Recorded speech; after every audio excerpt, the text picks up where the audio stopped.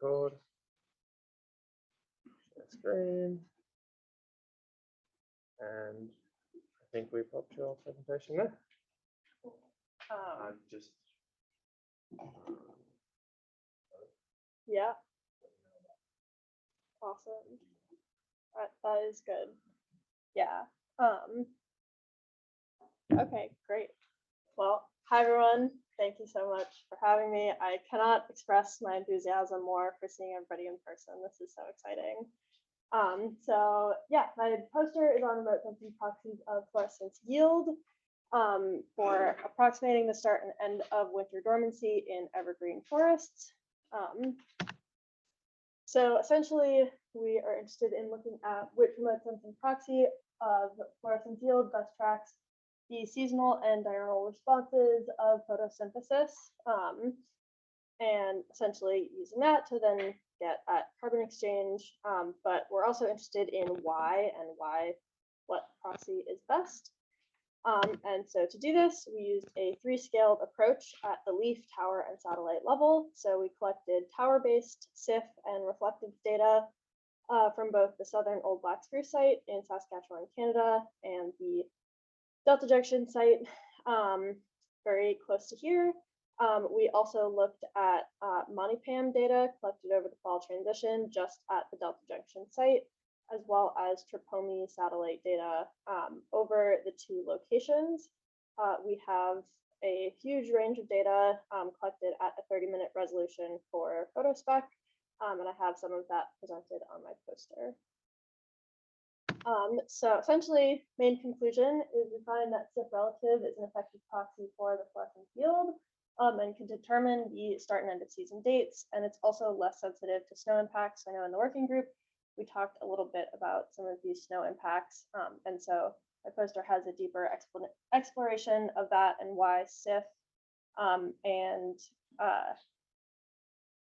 adjusted SIF metrics are less sensitive to snow. So in this figure here, I have just the Delta Junction data of far red SIF at the photospec scale, the satellite scale, and then snow fraction and identified snow cover days at Delta Junction.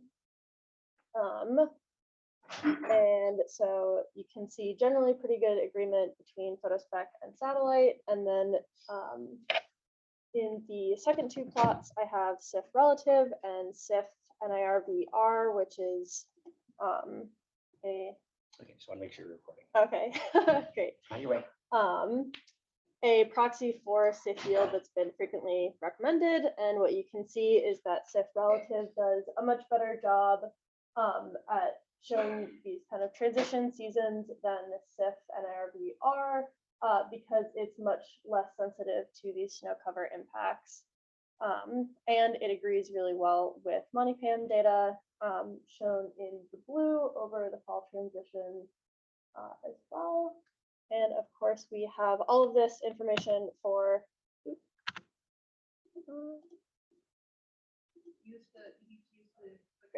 yes, got it. For 2 different sites. So if you're interested in snow impacts and fluorescence yield, please come talk to my poster. And my name is Zoe, and I'm a 4th-year PhD candidate at UCLA. Thanks.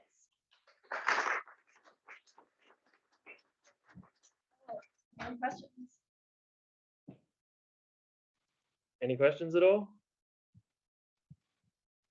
I kept it fairly short. Yes.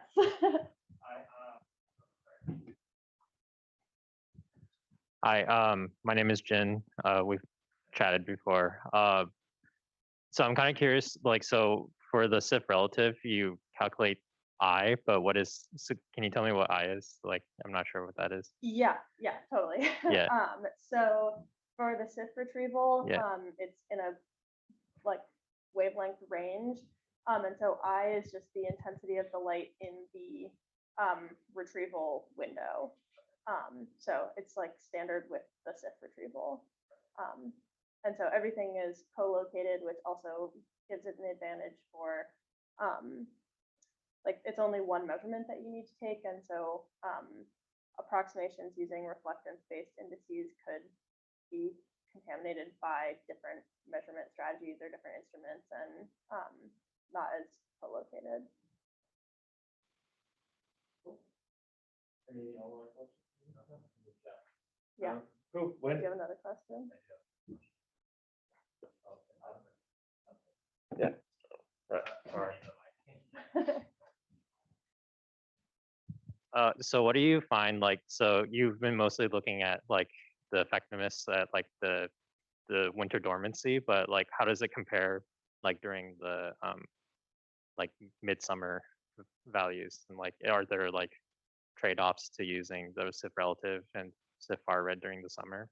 Yeah, definitely. So one of the kind of interesting things, I don't have it up here, but I do have it on my poster. I have the light use efficiency of photosynthesis, which in theory should generally covary seasonally with fluorescence yield. And what we see is a pretty stable fluorescence yield in CIF relative over the course of the growing season, and a much more dynamic light use efficiency of photosynthesis, which I generally think is related to the light saturation of LUEP. So did that answer your question? Yeah. Kind of. It's kind of like more things like Yeah, yeah. So the yield of fluorescence has a different, I guess, response to light than the yield of photosynthesis does slightly. Final question. What's your poster number and when are you presenting? Yes, I am presenting, I believe this afternoon. You can always come find me to talk about it. And I also do not remember my poster number, but I will be at it this afternoon, and I'm wearing a brightly colored shirt, so hopefully easy to find. Cool. Excellent. So our next poster is pre-recorded, but for some reason I cannot get it to go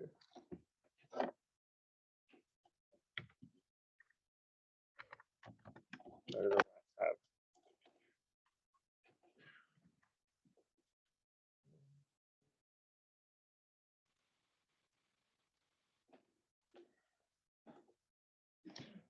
So our next talk is pre-recorded by Sandra Jakob, who I believe is in the chat. Can take questions after. Is the audio?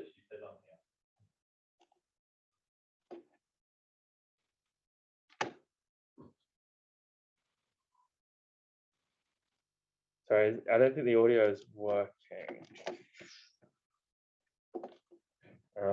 Any ideas on how to? So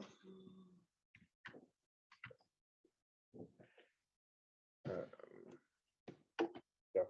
So, yeah, but I think we want to. Let's try it.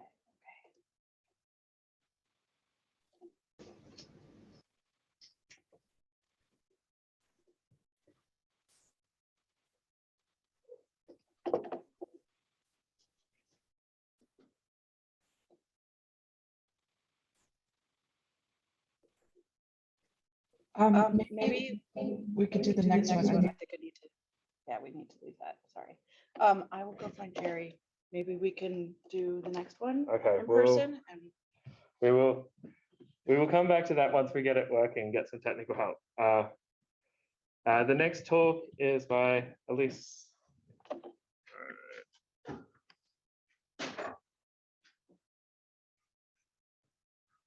Yours.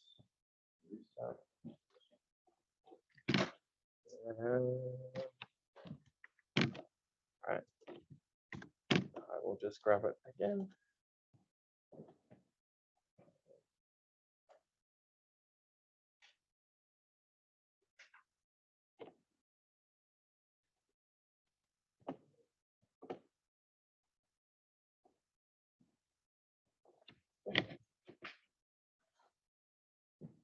Hi, can you all hear me? I'm not the loudest. Do you want to use the mic? Yeah, probably. It's just switched off. All right, can you hear me? All right, cool. Hi, I'm Elise Heffernan. I'm a PhD student at University of Virginia with Howie and Amanda. And today I'm going to talk to you about a, sorry, there's a little window over here. Kind of move that. Oh no, I was moving the like Zoom windows. Yeah, I'm good. Anyway, I'm going to talk to you about a project that I did with a couple undergrad students on the drivers of growth in Boreal Alaska, looking at tree rings. So this all started when we discovered that the model we were running was kind of exploding growth, and we were wondering if it was a model problem or a allometry problem or what was going on. And so we looked into this thing called the divergence problem, which was basically, it's this trend that historically you would think in Alaska as it is, that growth and mean June-July temperature are very well correlated because we're at the basic thermal limit of tree growth up here. But as climate change has been making everything warmer, this correlation has really diverged. And so basically you get tree ring growth no longer tightly correlated with that June-July mean temperature. And so it's sort of complicating models that are dependent on temperature to influence growth. So that's where this all started. And then we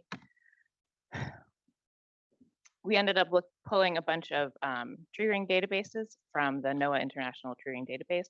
And we limited to black and white spruce up in Alaska and northwestern Canada. And then we added onto it crew data for climate with temperature, precipitation, VPD, and daily temperature range. And then we added soil grids data to get more of the edaphic characteristics, and then topography data using DEMs. And so basically what we find is that it's pretty complicated, not really straightforward. So there is divergence, and that's basically what's visualized by the red lines going down. So this is correlation before 1980 with tree growth and temperature, and then post 1980 with tree growth and temperature.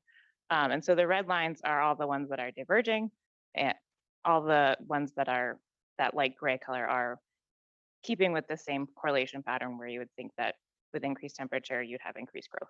And the line type is just black versus white spruce. And then, so to try and look at this a little more closely, we ran a bunch of linear mixed effect models. And basically what we've been finding is there are some consistencies with different climate variables. So like fall precipitation at the very top there is pretty much consistently significant. And then we have different interactions, June temperature, fall temperature, May temperature, and then basically below, depending on how we cut the response variable, all of these different edaphic characteristics come up as being significant, but it really depends on how we're looking at it. And so it's really a mixed bag at the moment. And then we looked at it with using PCA to try and just get more of a holistic view of the sites and their edaphic characteristics. And so some of the trends that we're really highlighting is this, it's to the right, yep, this little blue cluster of sites is the increasing, so they're keeping their correlation change, and they're more associated with cryosols and clays. And so we're thinking that maybe that has something to do with those soils being more waterlogged so they can deal with the increased temperatures, continue their growth.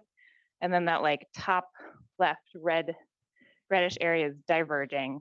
And so we're thinking that maybe that has something to do with as temperature is increasing, they're sort of released from that temperature limitation, and then they're starting to be limited by their soil characteristics. So total nitrogen is the TN, and then soil organic carbon is SOC. So basically what we found is that that initial assumption that historically tree rings were positively correlated, and that's now weakening over time, is pretty complicated by site-specific variables. And that's what my poster is about. It's poster 16, I think. And then while I have you all here as a captive audience, I just wanted to highlight some of my students' work because they're pretty great. So I have a couple undergraduate students. These ones were looking at specifically case studies and Indigenous perspectives on climate resilience. And then I had another student who was really just looking at the definition that we use for resiliency in the Arctic. and looking at that from a more sociological, theoretical approach. So yeah, I just wanted to shout out to those three. Yeah. Any questions?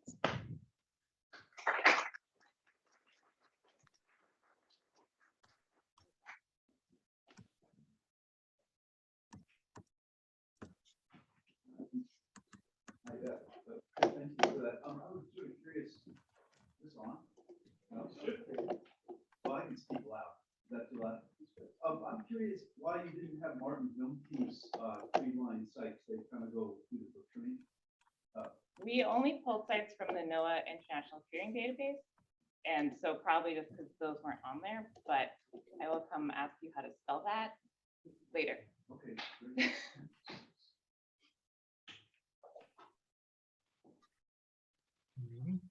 Oh, I'm listening to it. It's the above science team meeting.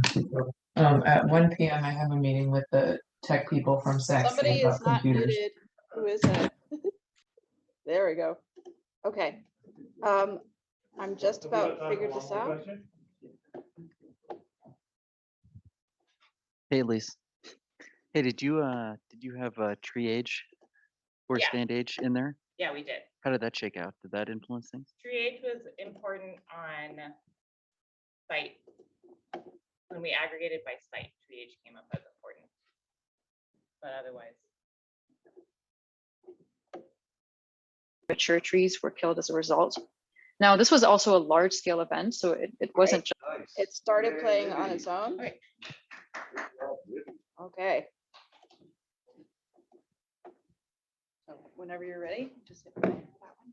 It seems to maybe restart at the beginning. It looks like it's at 43 seconds.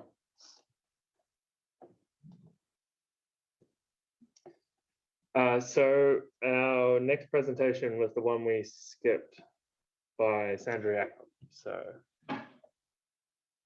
Hello, everyone. My name is Sandra Yakub, and I'm a graduate student at Queen's University. Today, I'll be presenting on research involving the use of above acquired Avarice and Elvis data to assess the impacts of spruce bark beetle outbreaks across Southwest Yukon. So specifically, we're looking at the Kluane region, which just borders Alaska. And this was mentioned, this event actually came up a few times yesterday. So for those who aren't aware, in terms of disturbance history, only endemic infestations have been recorded. Yet between the early 90s to early 2010s, a really large scale spruce bark beetle epidemic occurred, and greater than 50% of the mature trees were killed as a result. Now, this was also a large scale event, so it wasn't just local to Kluane. It also affected large areas throughout South Central Alaska, like Kenai and of course BC, leading to studies and forest reports citing warmer temperatures being the initiating factor, and that's because it promotes the overwintering of beetles and the increased growth of their populations. This link to warming is shown pretty clearly through this figure, which was taken from Berg et al. In 2006, and they assessed growth rings of trees across the Kenai and across Kluane. And as can be seen here, outbreaks were definitely more recurrent across the Kenai, so these arrows here, compared to this one event that was recorded here.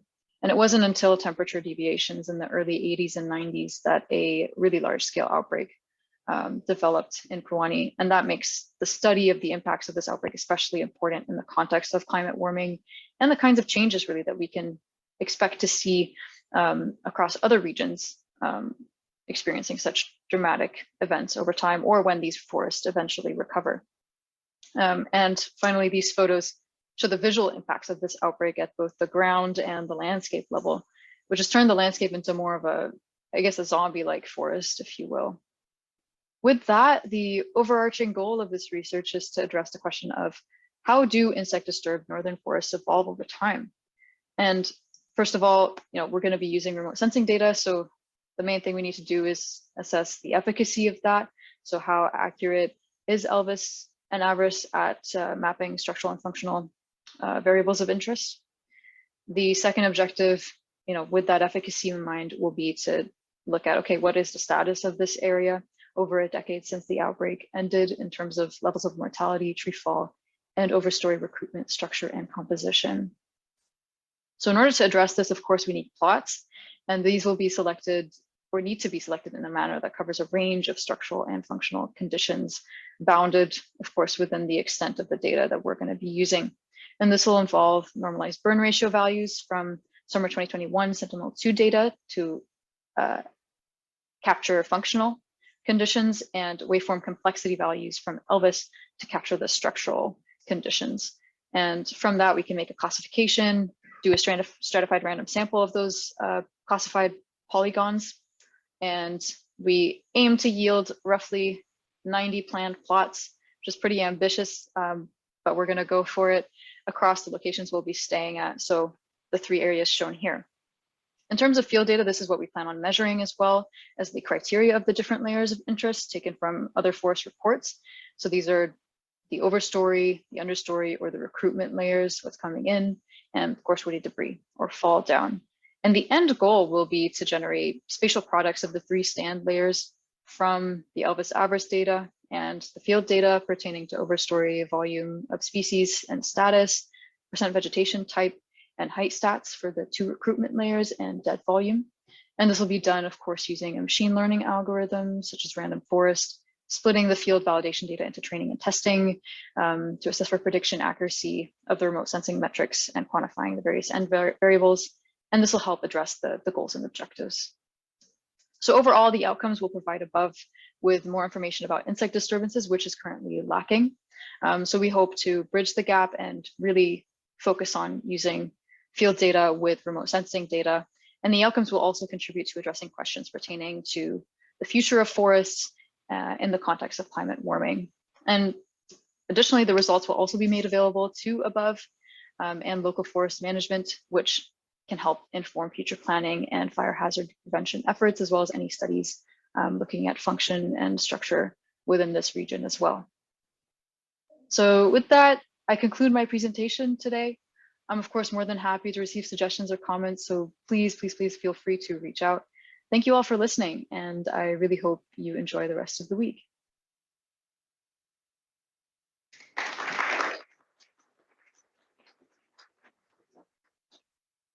Do we have any questions? Yeah. Yeah, Sandra, thanks for taking advantage of the remote sensing data. That's really nice. Will you be able to make any assessments on trees that have been impacted but are not dead? So looking at impaired versus mortality? Not sure if is my audio heard in the room right now? Or? Yeah. Oh, okay, cool. So we're it's kind of crunch time right now. We're still sort of sorting out what specifically we want to measure. So generally we're looking at macro scale things. So we're not really looking at micro, we're not looking at foliar aspects or anything like that. But in terms of, I guess, decay levels, that's something that we're currently playing around with. So hopefully within the next month, we'll have that figured out. And of course, if you have any ideas or inputs, I'd be happy to hear. And we're very open at this stage right now.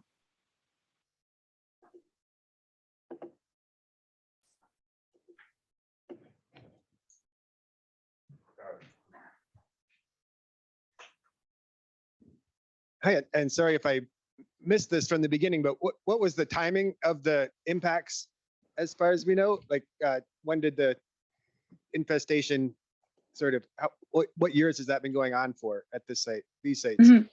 Yeah, so it was first discovered in '93 and it was estimated to have began in like 1990, I guess. They didn't catch it right when it started. They kind of just discovered it. And I guess there was 2 peaks to the outbreak. So one in 1998, and then the second in 2004. And then after that, it started petering off, and they declared its end in 2012, but it really ended in, I guess, 2008. So these are old impacts, not yeah, tied old to impacts. the timing of the, yeah, got it, thanks. Yeah. One final question. Hi, Sandra. First, I wanted to say thank you for doing this research. This is a personal bark beetle outbreak to me. I grew up on the southern Kenai Peninsula. Oh, and awesome. I was wondering what your original source for the extent of this outbreak was. Sorry, what do you mean by extent? Like the, So the original map you showed in your presentation, was that from your own oh, remote sensing, or how did you know where to look? yeah. I actually heard about this through my supervisor, Ryan Danby, and I know he's spoken about this with a few above community members in the past. But that sort of larger map of the broader extent of the areas from Price et al. 2013. The paper is titled Anticipating the Consequences of Climate Change for Canada's Boreal Forest Ecosystems. And if you look at my slides online, I do have a references page for that if you want to look at the source specifically. Thank you. There is also airborne survey mapping that has been done for the area, if that's of interest. Yeah, and you did mention suggestions, so I would suggest that keeping an eye on land use change in the beetle affected areas is something to look out for, because as you know, these forests are naturally cleared, humans can make use of that opportunity. Thank you. No, there's definitely some harvesting within the area.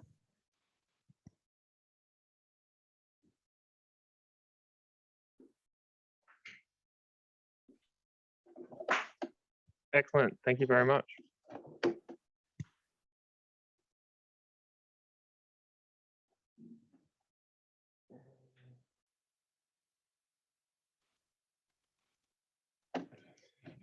So the next speaker happens to be me. So I'm fairly easy to introduce myself. So just as a quick background, research I'm trying to do is to predict biomass changes into the near-term future. It's based on the work of Brendan Rogers in 2018, who found that you could detect signals of mortality up to 15 years well, and then up to 24 years with some accuracy before mortality events occurred. And the goal of the research is to create a up to 30-year forecast of biomass changes using machine learning. This is kind of an interesting time horizon because a lot of the modeling approaches generally work better at sort of the 100-year timescale. So 30 years is a gap, and it's also the window over which management decisions are generally made. And the kind of conceptual idea is to take site level observations, climate and remotely sensed data at a time, and then predict changes a certain number of years into the future. To do this, we built a database of over 20,000 sites across Canada. And for every single site, we pulled up both the site variables and a whole bunch of remote sensing and climate metrics, as well as species data, site level, biomass, soil characteristics. To give you some idea of the distribution of the sites, this is just the number of sites in a 1 by 1 degree grid across the whole of boreal North America. And the top plot is the time. As you can see, there's some pretty large gaps and some oversampling, or not oversampling, very enthusiastic sampling in some regions. In terms of the model, we ended up settling on extreme gradient boosted regression. We tested a whole bunch. I'm not going to go into the details of the withholding procedure, but this is all to say we were really rigorous because when you have that many sites, it's really easy to overfit your data. So we adopted a really strict withholding and withholding procedure. I should also say that we're not trying to predict disturbance. So future disturbance will affect these predictions. So we've ignored and removed disturbance. In the end, we had 2,000 predictive variables, which were highly correlated with each other. A lot of them were highly correlated, which kind of breaks most feature selection methods. Too many for the exhaustive methods, too correlated for a bunch of others.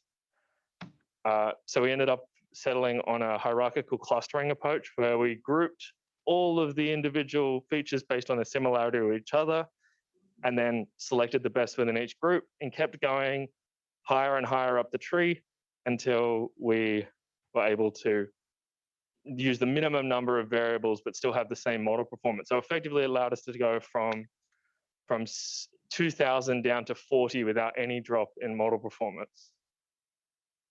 And then for the hyperparameters of the modeling, we used Bayesian optimization. We ended up with a couple of different versions of the model.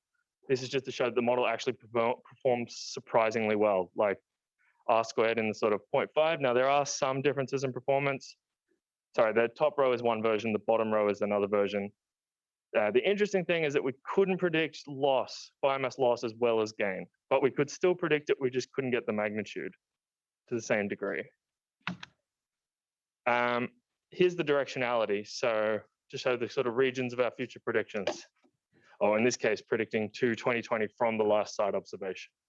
You see some interesting patterns on the eastern half of the continent, predominantly biomass gains, but a much more mixed response over the western half. And we also are able to use these models to have a look at how different variables are impacting things. You kind of get some patterns. The biomass at time 2 is the strongest predictor. Sorry, initial biomass is the strongest predictor, which is what you'd expect. Stem density, species, they kind of make sense. And if you want to know more, please just come and find me and we can have a longer discussion about it. And the next steps are we're trying to turn this to substitute out all the site level parameters for remotely sensed ones to make a gridded product across the whole of boreal North America, and also develop a tool for managers. Cool.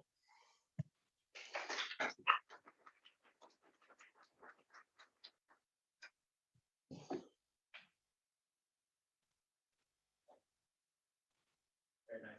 Look, okay, is it on? Now it's on. Yep. Okay. Very nice talk. I have a, so you're looking at like all these forest inventories, like, I should have made that clear. All the sites that we're using are repeat sample plots. So they had to have a minimum of 2 measurements multiple years apart. okay. So, and a lot of them have as many as like 10 or 15 measurements. Yeah, the criteria for inclusion in the study was repeated samples at the same site. Gotcha. I was wondering like if you were gonna like maybe chunk it up into like different like level 2 ecoregions or something like that, because like you're gonna get different like climate factors that might change your results. Tried that. With all machine learning stuff, it's a trade-off between giving it more data to learn on versus segmenting it. I tried chunking by regions. I tried chunking by political regions as well, like management regions and things. It worked out a lot better to just throw at everything and let it do its thing. In particular, it allowed us to predict in regions. There was a couple of provinces in Canada where they only have like 15 sites or 20 sites that meet this criteria. But we were able to predict on them quite well because there were similar sites in other regions and it was able to learn on them. So with all these things, trade-offs. Right. So yeah, we settled on one model for the whole domain. Okay, very cool. Do you want to just pass it? We should move Thank on. you. All right. Very interesting talk. Oh, yeah. I'm just curious, what's the lead time of your prediction? Like, did you use all the time information 30 years before the measured loss of biomass, or how did you handle it? That's a complicated question. We did test different times. Short answer is it starts to break down after 30 years. Limit of the training data, though, is what we think. But come and talk to me at some point and we can have a longer chat about it if you would like. Cool, thanks. Cool. I'll do the next one. So our next presentation is Carl.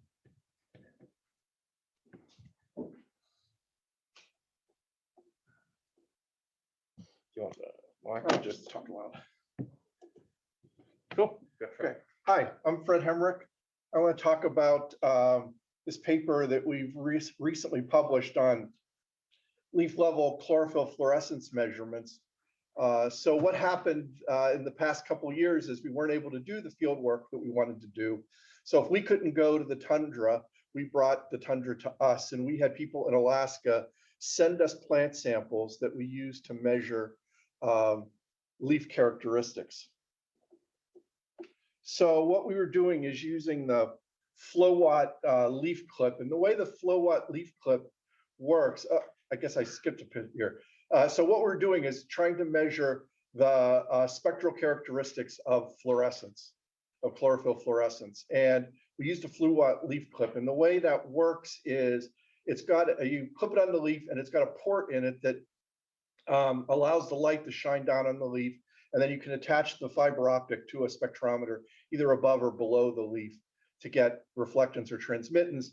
But then with the clever part of the clip is you can slide a filter over that illumination port and basically block, it's a low pass filter, and you block all the wavelengths above a certain cutoff. In our case, we use 650 and 700 nanometer cutoffs. And what that means then is that in those wavelength regions beyond the cutoff, the only radiance coming off of the leaf then is from the fluorescence.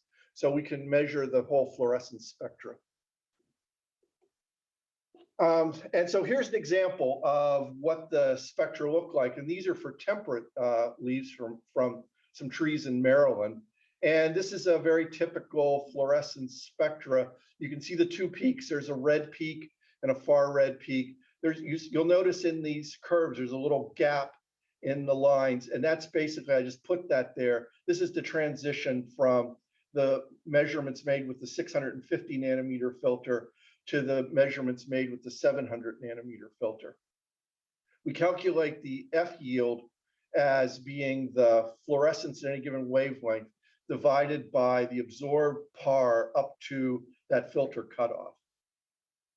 So this is with this in mind, this is what kind of typical temperate fluorescence looks like, and this is what everyone's assumptions about the way we use SIF works. But when we go and look at a bunch of different types of vegetation, so we looked at almost 100 different samples of, and here the plots are grouped by sort of functional type: lichens, mosses, conifer twigs, samples, not just the needles, herbaceous plants, evergreen shrubs, and deciduous shrubs. So you can see, like in the deciduous shrubs, for example, you get that two peak that looks very much like the temperate plants. But if you look, for example, at the moss, what we have is a red peak, but no far red peak in the fluorescence. And remember, moss can be a significant cover for tundra and boreal forests. In the conifers, you have the opposite case. For the spruce, you've got essentially no red peak because of reabsorption and a far red peak. And then one of the other things that's really interesting is the herbaceous plants here. All of these plots are the same scale except the herbaceous plants because of Pedicites, which is a flowering plant on the tundra, has crazy high fluorescence. I've been making these kinds of fluot measurements in a lot of different places. I've never seen anything as high as these. I don't know why it does that, but it's just something that's kind of fascinating to me.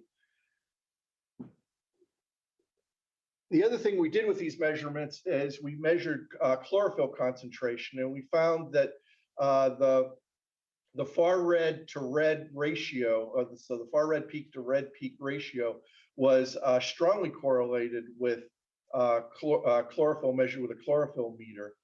But if you looked at just the individual peak values for the red or the far red, they had very low correlations with the chlorophyll in the leaves. So you need both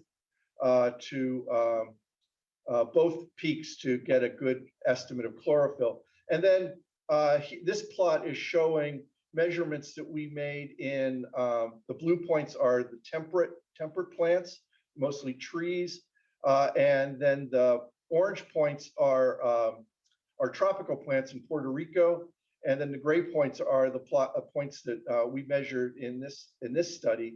And we calculated a reflectance index of chlorophyll from the Gittleson reflectance index and compared that to the fluorescence ratio index. And you see that they correlate quite well and across all of these different vegetation types. Done. Thank you.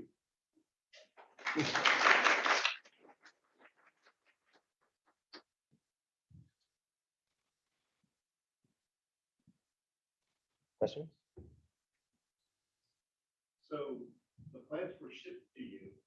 Yes. And they got to you live, not Yeah, for the most part, yes, they did.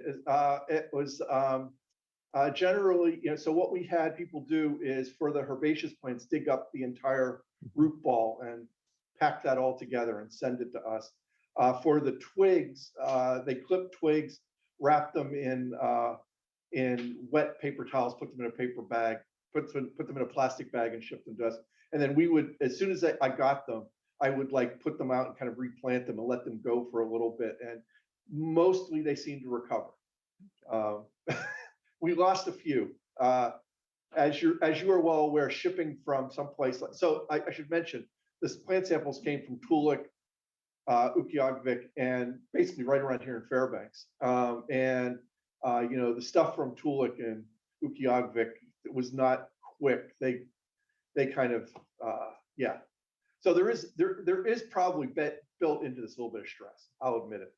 well, the one plant with the really high fluorescence that you showed there had a lot of discoloration. Looked like it had a Well, lot that of. photograph was not actually the sample. Oh, okay, So, okay. But the other okay. thing to say about that is that we have made plot level measurements of fluorescence up in Ukiagvik, and what we noticed when we did that is the plots that had a lot of pedicides on them had high fluorescence. So this is really kind of confirming what we saw in our field measurements. We can talk later about it, but I think like a lot of the accessory pigments and things like that might point to some of what's going on with the fluorescence as well. Yeah. Okay. Do you mind holding it for after? Thanks, Troy.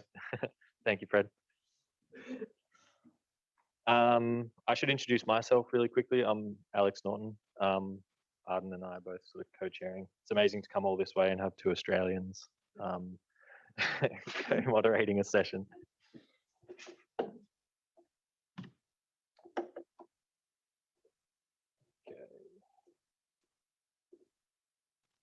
So next up we have Adrian. Adrian's here, great. Let me grab your presentation.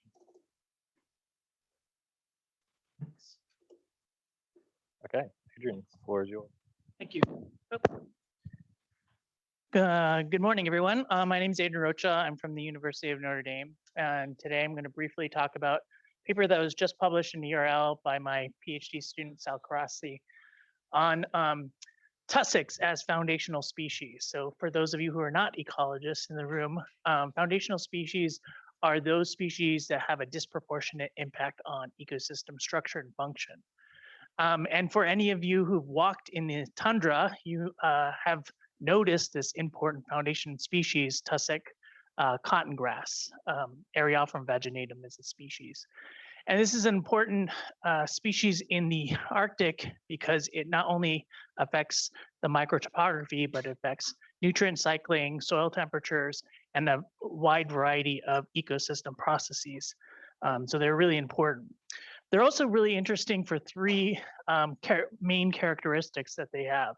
The first is that their climatic optimal environment is actually moving northward with climate change. So their habitat is moving northward.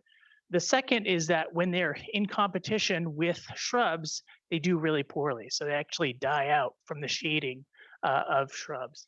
And the third reason why they're really important is because their foundational species characteristics are not really represented all that well in models. They're treated as simply as grasses, and they don't have the properties that they have in the real world in the models. So this is a picture of what a tussock looks like, a cross section of a tussock, and you could see that they're really important in storing carbon. So they put out a bunch of roots to build this mound. That mound stores a lot of carbon, densely packs carbon, and it also elevates the surface. So on average, they can store a lot of carbon relative to the intertussock area. And the enhancement of this carbon storage depends on their density. The more tussocks there are, the greater the enhancement of carbon storage. So we were really interested in their carbon storage capabilities and how they will change with climate change. And luckily, we've encountered an old data set that was collected in the 1980s on tussock density, and we revisited some of those sites and resurveyed them to see how tussock density has changed and whether things like shrubification has resulted in the change in the competitive ability of tussocks. And quite surprisingly, we found a pretty dramatic decline in tussocks across the north slope. Up to 4 tussocks per meter squared have disappeared in those plots. So this is really of concern because tussocks can store quite a bit of carbon and enhance soil organic carbon storage. So what we did is we wanted to understand further how tussock density may change in the future.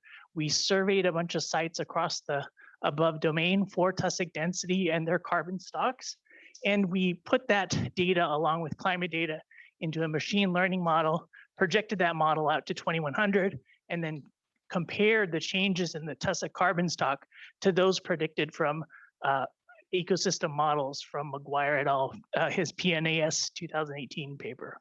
So this is not a direct comparison, but it just shows you how important these changes in tussock density may become in the future, and gives an argument that we need to better incorporate how tussocks are represented in models into the future. And so you can see this is the map here of what tussock density looks like in 2100 under RCP 8.5. And you can see in places like the North Slope, huge declines in tussock density, up to almost 5 tussocks per meter squared. And you could also see the northward migration of the habitat suitability, with Victoria Island and the Northern Islands in Canada increasing in their tussock density abundance. Comparing this with the models from McGuire et al., you could see that if the lost tussocks decompose and that carbon stock is lost, then they can offset some of the projected increases in vegetation carbon stocks that are projected by the models. So you can see that especially in Russia, the eastern part of Russia, and on the North Slope. So those are huge decreases in carbon stocks that can offset some of the projected increases that we see. And then lastly, in the northern regions like Victoria Island, tussocks, if they get to Victoria Island, they can actually enhance carbon stocks beyond what is projected by the ecosystem models. So if you're interested in learning more about tussocks, our favorite species, please check out our paper, Environmental Research Letters. I think it just came out this month, and that's my graduate student Sal, and he was funded by NSF GRP program. Thanks a lot. Oh, and I also want to mention, if you're interested in the data, the spatial data, check out the data on NSF Arctic Data Center, and it's also archived on the DAC. Thank you.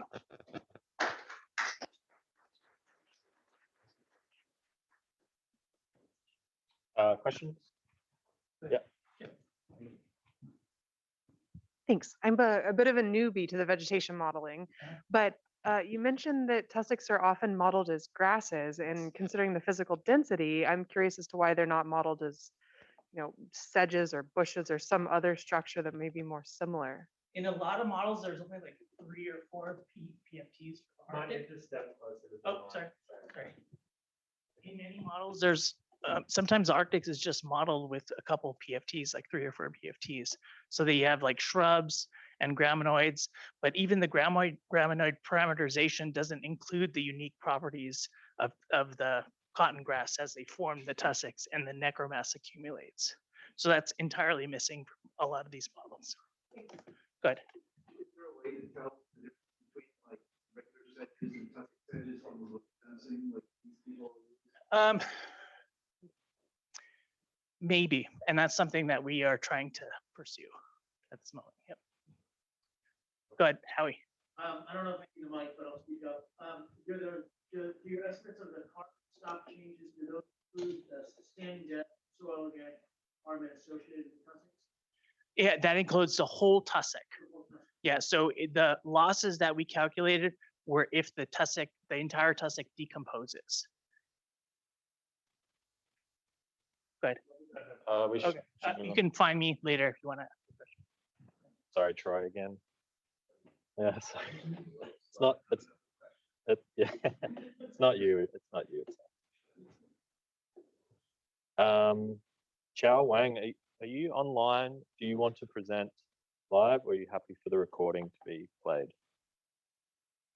Speak now, or forever hold your. Yeah, I'm online. Can you play the recording? Yes, of course. Thank you. All right. I think you'll need to. Hello everyone, I'm glad to have you all here. My name is Charles, a postdoc working at the University of North Carolina. Today, this research highlight presentation is associated to the NASA Terrestrial Ecology 2018 project, led by the Dr. David Butterman. In this study, we used co-located album average NG UV and LiDAR data collected across the Pisa-Pascal Delta to map wetlands at the vegetation community level. To accelerate processing of large volume airborne imagery, we built a cloud-based working flow on the Google Earth Engine platform to leverage Google Cloud computing resources. After that, we acquired processing multi-sensor imagery stack layers. We also compiled the wetland vegetation community ground reference dataset based on the field-collected GPS-tagged photos, UV drone imagery in the summer 2019.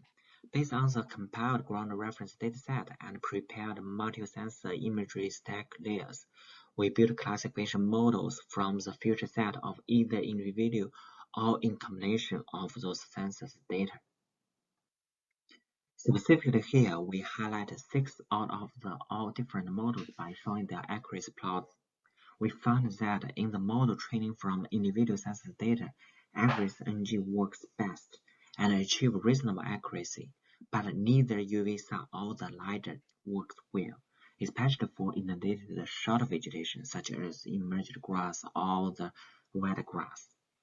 Except for the wet shrubs, include at least 2 out of the 3 multi-sensor data increase classification accuracy compared to any individual one, especially for the classes of the emerged grass and wet grass highlighted here. Compared to the existing wetland maps in the past, our results highlight that overall spatial pattern of those maps are more or less similar, but our result detailed the wetland vegetation communities by separate emerged grass, wet shrub, dry grass, and dry shrubs, rather than the undifferentiated wetland. To further emphasize the potential of generated wetland vegetation map, and for example, for support effort towards ecosystem habitat conservation, we explored wetland vegetation distribution related to the topography. And our result highlighted that with an increase of 1.8 meter from the lowest elevation, the proportion of open surface water and emerged vegetation classes decreased from over 60% to less than 7%. It was notable that much more of the pad is at low elevation relative to the high elevation areas. The main takeaway from this study is cloud-based working flow enables efficient processing of airborne imagery. Co-located airborne 3-sensor imagery provides real opportunity to map wetland vegetation communities in the pad. Include at least 2 out of the 3 multi-sensor data increase the accuracy compared to any individual one. Compared to the existing wetland maps, showing the potential of our generated wetland community map to support the wetland ecological application, such as conservation stuff. To the end, we would like to thank anyone who contributed to this work. And this work was supported by the NASA Above project. And the generated dataset and codes for this cloud-based working flow on Google Earth Engine platform will be released to the public soon. If you have any question, please feel free to contact me. Here is my email. And thank you. Any question? Okay. Yeah, Sorry about the here. Oh, great. Sorry about the sound level. I think we were maxed out here in the room. So hopefully everybody got that. Are there any quick questions for Chow? Yep. Hi, Chow. Thank you for the presentation. I Thank was you. wondering if you're going to look at like the elevation changes of like the plant functional type compositions for different like kind of like areas besides just the wetlands, because that was kind of interesting to see how the vegetation like composition changed pretty drastically with elevation. So Can you repeat the question? You mean the outside of the wetland, or I only I consider yeah, all do you the plan to like explore the outside of the wetlands to kind of like figure out how elevation changes the plant functional type compositions? the basically I'm doing is for the pad they have some low area is we call it wetland. For definitely they have some upland. We just doing like statistics based on that map. We like considering the elevation increase because we separated in elevation like bins, and we're doing statistics based on each bins. Yeah. Okay. Thank you. Yeah. Hope that answer your question. All right. If there are any other questions for Chow, please pop them in the chat. But we will move on. Thank you again. I think we have another recording now from Sophia Burke. Hello, my name is Sophia. My pronouns are she, her, and I'm a postdoc at the University of New Hampshire. My talk today presents work associated with the NASA IDS Archaea to the Atmosphere project, or A2A for short, led by Dr. Ruth Varner, where we used unpiloted aerial systems, or UAS, to determine the distribution of species-level vegetation functional groups in an effort to scale methane emissions in high-latitude peatlands. We would first like to acknowledge that the fieldwork for A2A has taken place on the traditional unceded homelands of the First Nations and Indigenous peoples of interior Alaska, Alberta, the Northwest Territories, and Scandinavia. Permafrost thaw in high latitude regions leads to complex interactions between vegetation species composition, microbiology, topography, and hydrology.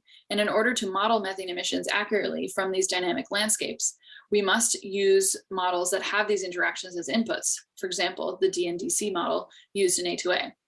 To properly represent these interactions in models like DNDC, we need to collect data in the field, and some of which can be collected using high resolution remote sensing. Previous work at a subarctic peatland in northern Sweden showed UASs can derive land cover classifications that in turn help to update previous estimates of radiative forcing, as done in Varner et al. 2021. Here, the co-authors paired a UAS-derived land cover classification from 2014, the red rectangle area on the map, with in situ measurements of CO2 and methane to quantify the changes in land cover, greenhouse gas emissions, and net radiative forcing over the Pulsamire area, outlined in black. Varner et al. Showed that at the site, sedge-dominated areas and open water increased between 1970 and 2014, and that the site has shifted from a sink to a source of atmospheric carbon. Modeling methane emissions from high latitude regions often involves classifying landscapes into multiple types, with each containing many plant species. Certain vegetation species can influence carbon dynamics differently than others, yet often land cover classifications are not resolved to the species level.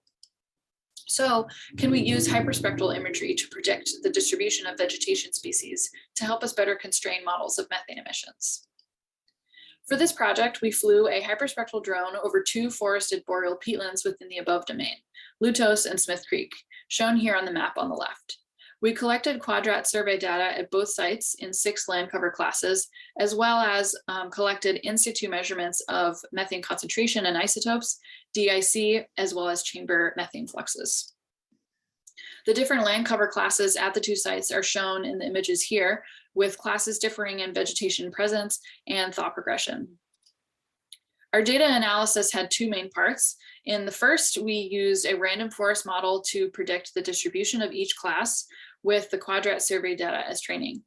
This approach was previously used at Stordal and Meyer by Pallas et al. 2018, with the classification of Stordal and Meyer shown here.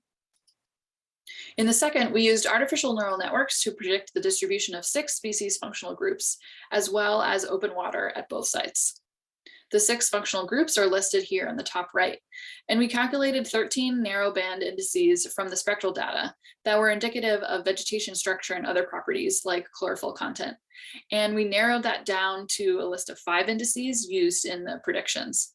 Our goal was to use relationships between indices to help us predict each functional group. We used a jackknife validation approach to determine which 2 indices best estimated percent cover for each functional group. To start the results off, here on the left, we show the reflectance versus wavelength of the 6 vegetation cover classes from the hyperspectral data. Each cover type are distinct from one another spectrally, and we can apply this to the UAS image to identify each cover class, as shown here for Lutos, with each class shown as a different color.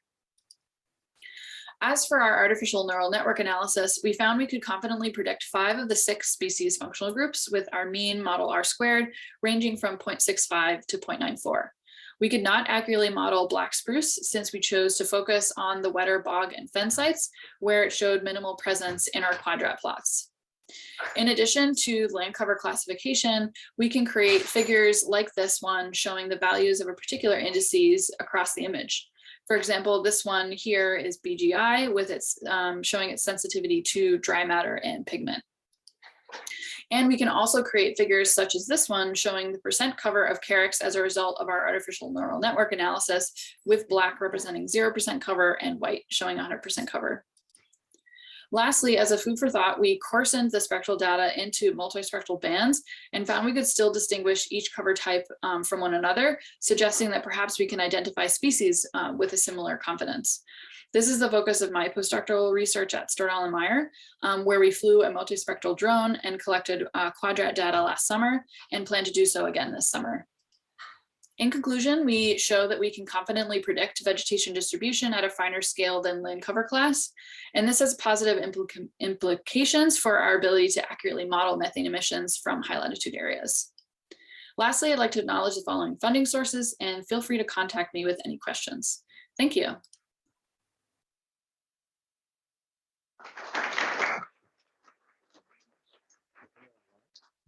She online? Okay. 5 minutes is not much time for a presentation and questions. All right, we will move on, please. Again, questions in the chat for Sophia.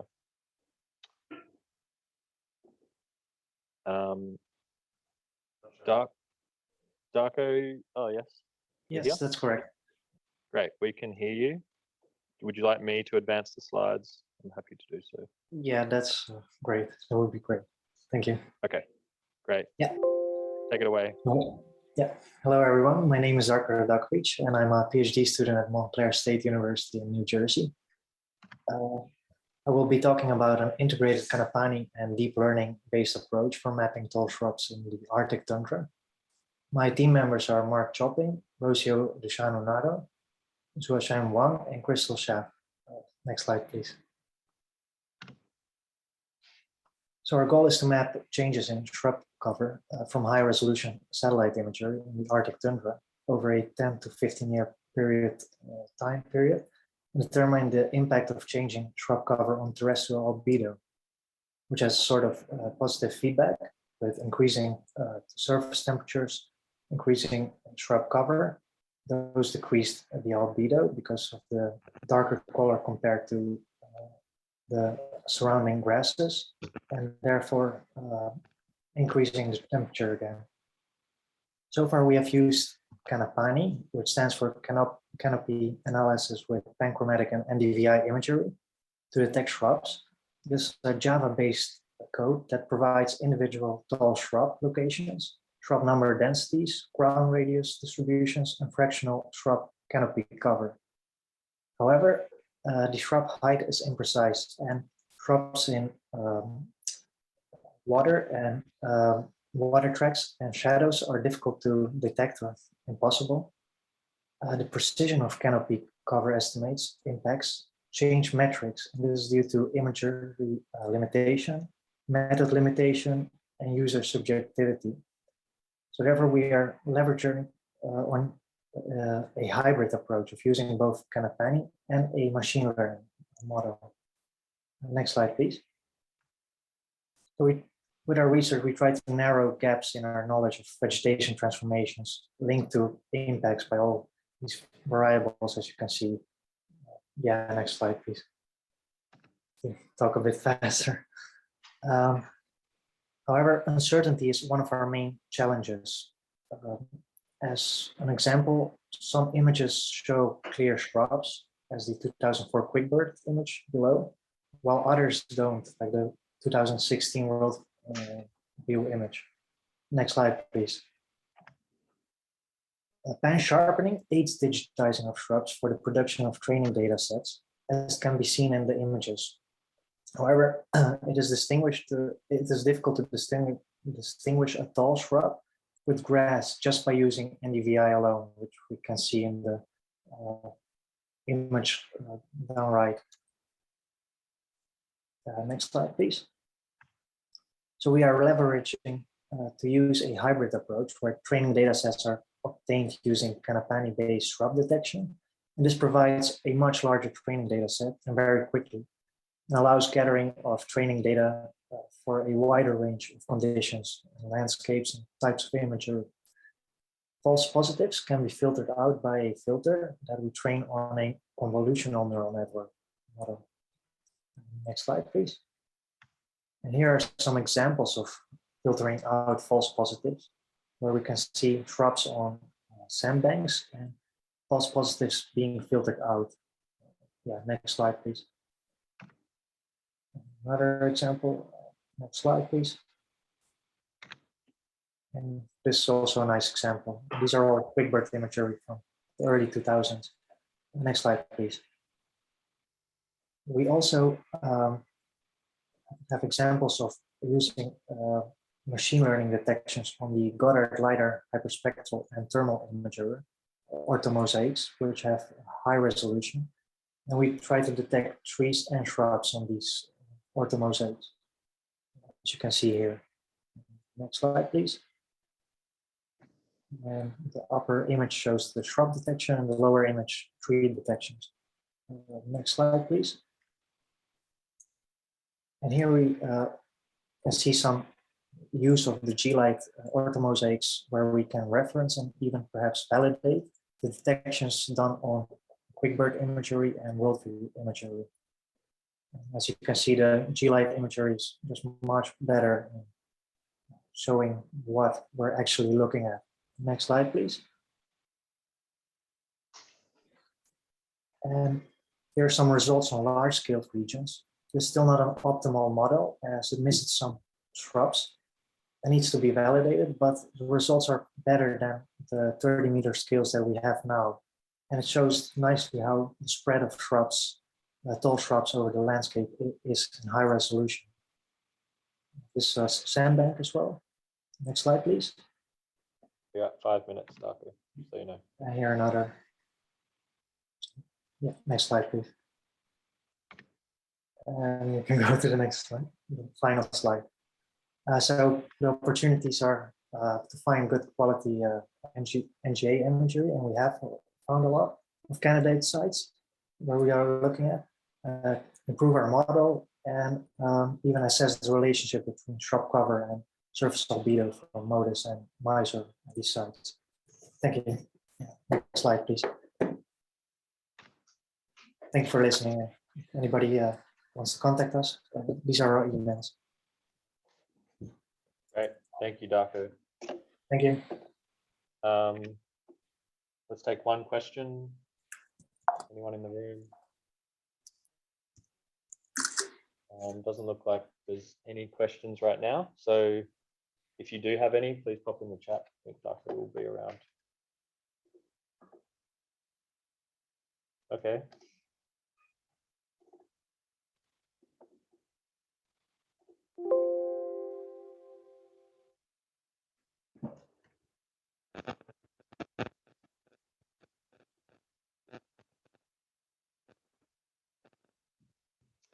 Okay, the next one is me. So my name's Alex Norton again. I'm a JPL postdoc. So this research is trying to dig a little deeper into fluorescence and try and think a little bit about what are the actual controls of the temperature response of fluorescence and how that might mediate its relationship to photosynthesis. So as many people might know, SIF is sort of a promising tool to track changes in photosynthesis, or GPP. A lot of focus has been put on regression-based methods, more empirical-based approaches.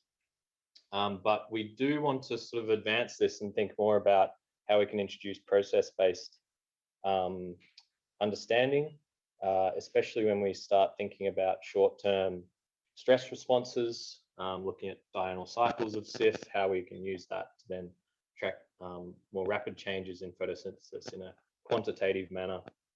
And this is particularly important for predicting photosynthesis from SIF. So the sort of main question of this is, how does temperature regulation of photosynthesis feed back onto the SIF signal? So a little bit of very quick background. When chlorophyll absorbs sunlight, it can take one of 4 pathways. The first one there is photochemistry through photosystem 2. That's essentially the direct link to electron transport and photosynthesis itself. The second one there is non-photochemical quenching, or NPQ.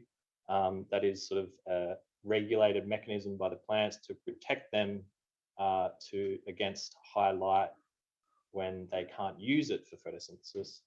The third one there is just a basal heat dissipation. That's not a regulated process, but it is can be a large portion of the absorbed energy. And then the last one there is the fluorescence yield, and that's the one that affects the SIF signal and therefore sort of mediates this relationship between SIF and photochemistry. So this is a figure from Troy Magny, who's in the room here. He put together a nice sort of synthesis of the covariation of SIF and photosynthesis a couple of years ago.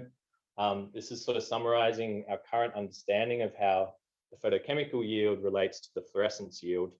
And there's sort of this almost S shape on its side. And in general, studies suggest that within that region of the green circle, where we take most of our remote sensing measurements, that non-photochemical quenching tends to regulate the slope of that, and therefore the relationship between SIF and photosynthesis. So this has sort of led to the assumption that NPQ regulates fluorescence yield and its relationship to photosynthesis. But really, most of these studies have just looked at light effects so far. So we wanted to dig deeper into temperature. So this is looking at sort of 2 similar plots, but yeah, so we're relating photochemical yield on the X to SIF yield in there's almond species. This was a whole bunch of measurements taken by one of Troy's students. And we're trying to tease out the effects of light versus temperature. We can sort of see that as you increase light levels on the left panel, you see a strong decline in photochemistry and a sort of mixed response of SIF yield. But from the lowest to the highest light level, there's generally a reduction in SIF yield, which is consistent with the current conceptual understanding. What is new, and we found, is that temperature effects can actually have a much larger impact on the SIF yield than light, and that it's very nonlinear, and that it can be controlled by either non-photochemical quenching or photochemistry. So we're working right now to try and build this understanding into a next generation land surface model. This is using the CLIMA land canopy radiative transfer model, along with a new electron transport model by Jen Johnson and Joe Berry. So we've done some simulations preliminary at the old black spruce site, and we're just trying to work out what the temperature controls could be on the seasonal SIF now. And interestingly, with the red line there, that's with temperature feedback switched on, you do see a slight shift in the seasonality, and you actually see almost a reversal of the photochemical and non-photochemical quenching yields. So it does have a large impact in the model as well. And that's it.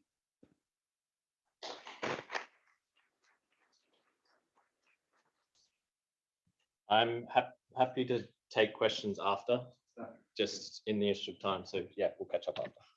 Sorry, we have 2 presentations for 10 minutes. So.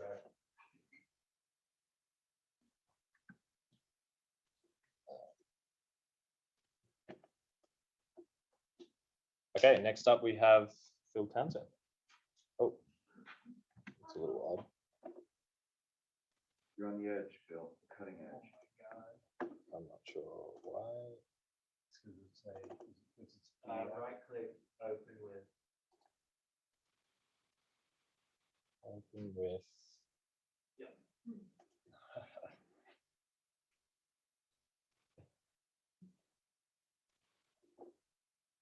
So I use this to change. You can actually use this. Oh, okay, great. All right, floor is yours. The same content here is on my poster at poster number 11. And since we don't have time for me to take questions, I'll take the questions then. So this is our above phase 2 project, variation in foliar functional traits. And just a repeat of things that I've shown in previous years, we were doing 2 years of field sampling to use the whole record of AVERIS NG imagery to map foliar functional traits across the whole above domain, and to look at how functional diversity and foliar traits vary across time, across space, across the region. And this just shows you sites that we've sampled and gives you an idea of how much sampling and across all vegetation types where we've worked. And so again, our project is dependent on two years of field data to have comprehensive coverage, and I'll talk about that in just a second. But we have started making foliar trait maps, and this is just an example from 4 sites in Alaska. And part of what we were looking at on this project is the hypothesis that, not really a hypothesis, but basically the diversity that we see in the above domain is not in species diversity, but it's in functional diversity.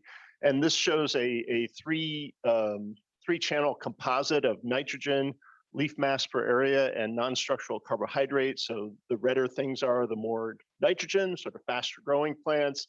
The bluer things are higher LMA, thicker leaves, slower growing plants, more looking at defense, and the non-structural carbohydrates, sugars and starches, the outputs of photosynthesis, are oftentimes used as metrics of resource allocation in light of stress, actually. And so this could sort of be, you can look at this as sort of 3 dimensions of functional variation, and you can actually see in these images the high amount of functional diversity we see in this area.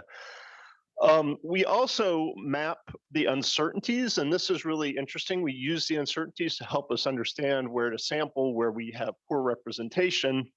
So this is actually 3-band composite, same color of the uncertainties in each of those, in the nitrogen, LMA, and non-structural carbohydrates. And this is just an interesting diagnostic that we're distributing with all of the data. If you see areas that are black, it means there's low uncertainty in all of the different channels. But you can see from looking at these images that there are the uncertainties are spatially varied, and there are certain vegetation types that you can see that have higher amounts of uncertainty than others. Barrow in particular has a higher amount of uncertainty than the others. The vegetation there at the time when the image was collected was pretty brown, not a whole lot of green vegetation. Our models are looking at green greener vegetation as opposed to browner vegetation. So that explains the higher uncertainties there. We've gone 2 field seasons without being able to collect field data or to collect image data over above, but there was a pretty significant NASA Avarice NG campaign in Europe last summer, and on their transit back, they fly through and over Iceland. And I have a long-term field site there in Iceland where I've worked, and they agreed to collect some imagery over that area. It's not above, but it's Arctic vegetation. So we were actually able to build out some more of our sampling and our model building using these sites in Iceland. And there's just 3 of the flight lines that we processed so far, and gives you a sense of the range of variation in vegetation that we see in Iceland. So we're using the goal of the project was always to use the information from the first year of sampling, which was in relatively accessible areas, to then guide the sampling in subsequent years. So this shows the locations where we collected samples in 2019. And this is a PCA-based representativeness analysis where we use environmental data, climate, soils, geology, and so forth, to be able to identify how representative in environmental space the samples are that we've collected. And this then could guide where we would need to sample in subsequent years. And there are major areas of the Canadian Shield that you can see here, other places in Alaska, especially in southern Alaska, where maybe you're moving out of the above domain. And then some areas are in the mountains, are not vegetated, and they wouldn't have enough vegetation for us to really be able to detect traits. So we use this then to design what our sampling is going to look like for 2022. And in the end, we're going to have a really representative trait database, and this is also going to be associated with an Avarice NG database and trait maps and so forth that is representative of the region, because we want to be comprehensive about this. And then this just shows the Avarice flight lines, and this is a representativeness analysis using the Avarice flight lines, and it's just meant to show you that across our field samples and across the Avarice NG flight lines, the pink ones being the ones that are there for 2022, will have a pretty representative. And then in the future, we hope to use this with, say, flux tower data to use traits and trait variation to predict fluxes, because that's one of the goals. And talk to me at number 11, poster number 11, talk to me about field sampling. I've talked to people about this before, but we're always looking for people to collect samples, and I can talk to you about our sampling strategy if people can help. Right. Yep. Thanks, Phil.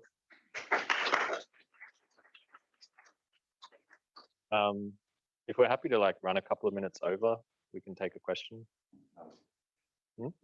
Great. Yeah. Is there a question for Phil? If there are questions.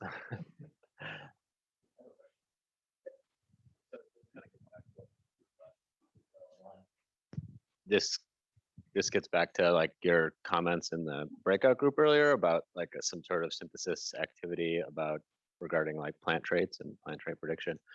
One thing I've always been interested in is just the uncertainty of all these plant traits, and if there was some sort of ranking or how certain are we in the predictive capability of certain traits? What can we have more confidence in? What can we have less in? So I guess my question is does this exist? And maybe I just don't know about it, or yeah. We have not done that with above yet because we haven't separated that out, but we've done a lot of similar type mapping across all of the neon domains. And in our paper on that, we actually, in the supplemental materials, we actually broke out the uncertainties by vegetation type, by geographic location, and everything like that. So that's absolutely something we're going to do. Excellent. All right. Yeah, Matt McCander, take it away.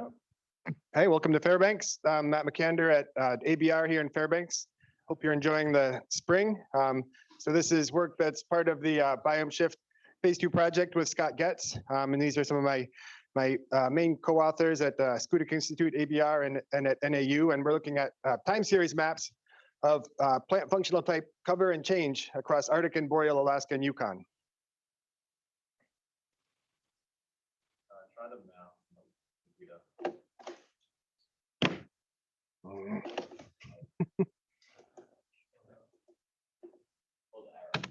All right. Yeah, so we have compiled a pretty large and extensive set of reference data going back as far as 1994. This is from a lot of resource management and land cover mapping projects, inventorying and monitoring, a number of academic, and there's also classifications of UAS imagery. And so we were able to match this up to spectral data using Landsat reflectance models from the year that the plot data was collected, and combine that with a set of constant environmental and topographical metrics. And so we aggregated our vegetation reference data up to 7 plant functional types that together encompass all of the vascular vegetation. That would be conifer trees, broadleaf trees, deciduous shrubs and evergreen shrubs, graminoids, and forbs. And then on the non-vascular side, what we have here is we focused on the light macro lichens that grow on the ground. So this is really the caribou forage of high interest for wildlife management, in particular winter forage for caribou. And so we did a nested model with gradient boosted regression and classification to look at both presence, absence, and then cover when present of these plant functional types. And this was normalized to top cover, so at any plot, the couldn't exceed 100%. And so you could see here is our models were best overall for the trees, which often have they have very few species in our domain, and commonly exist in high cover so that you actually get N members of these types. I'd say moderate performance for some of the shrubs and graminoids. It was low for the forbs, which are really diverse and typically occur at low cover. And we did pretty good for the lichen cover as well.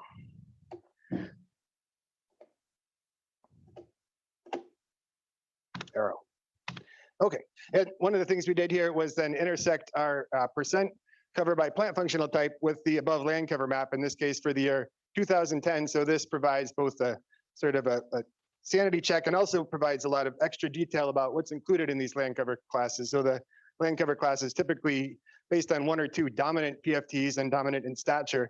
But we could see, for example, evergreen forest includes a large component of deciduous shrub as well. And woodland in particular includes a large deciduous shrub component.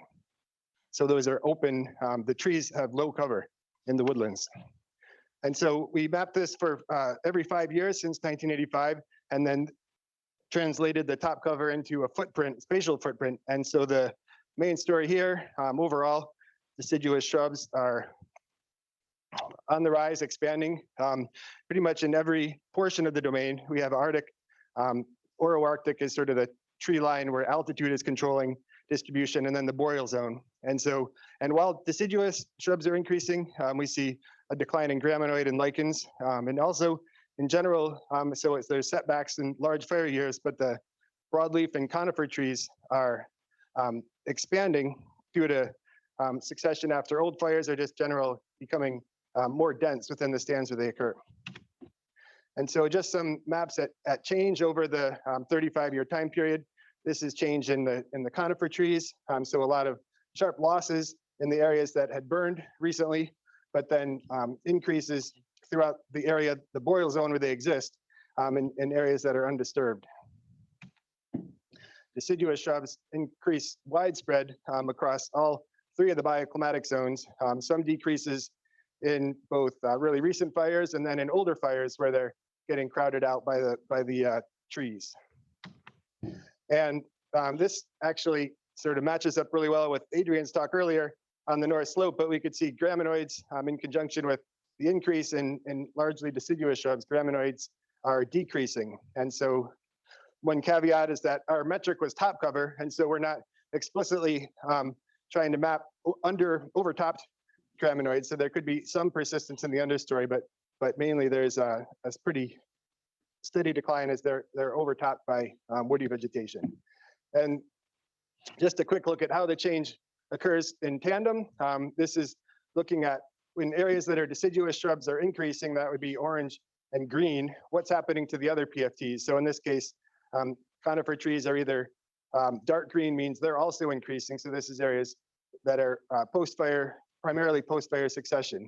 And here is the main story regarding the graminoids. The areas where the deciduous shrubs are increasing, where you see orange is areas where at the same time the graminoids are decreasing. Just a quick example, one of the most popular applications of this data currently is with wildlife animal movement analyses. And so this is just to look at animal selection of caribou based on analysis of video geotag collars. And you could see just how the probability of that food choice selection changes as the food becomes more abundant. So this is, all the details are at poster 4 right out front. The final version of this publication just came out yesterday, so you can get that there. And all of our 35 years of time series data for these 7 PFTs are also up on the ORNL deck. Thanks.